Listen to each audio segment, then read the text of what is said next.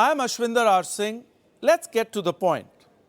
Let's begin with a question that sits at the heart of every Indian household.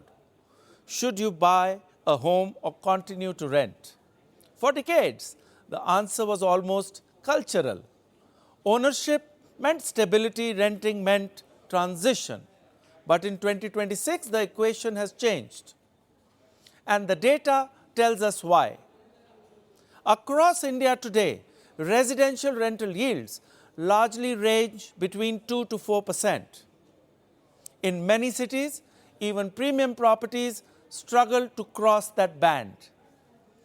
At the same time, home loan interest rates remain elevated, which means from a pure cash flow perspective, renting often appears more efficient. But that is only half the truth, because real estate in India has never been a yield-driven asset. It is a capital appreciation asset. Over long cycles, well-located residential properties have appreciated at 6 to 12 to 15% annually. In some markets, returns over the last decades have crossed even 100 to 200%, which means the real return in real estate does not come from rent.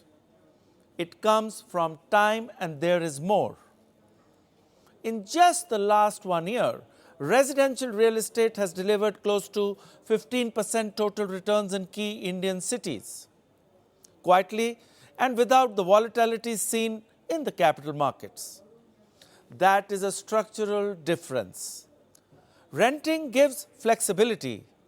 Buying builds ownership. So the decision is not binary, it is contextual. If your career is evolving, your city is uncertain, or your capital is better deployed elsewhere, renting is a rational choice. But if your income is stable, your horizon is long, and your intent is ownership, then buying becomes a long-term wealth decision. And there is one final layer: inflation. Rents in India are expected to rise year after year. Your EMI, once locked in a fixed rate, does not. So over time, rent becomes an expense, EMI becomes an asset. So what is the answer? In 2026, renting is not a mistake. Buying is not a shortcut. But in a volatile world, real estate continues to stand out as a stable long-term asset class.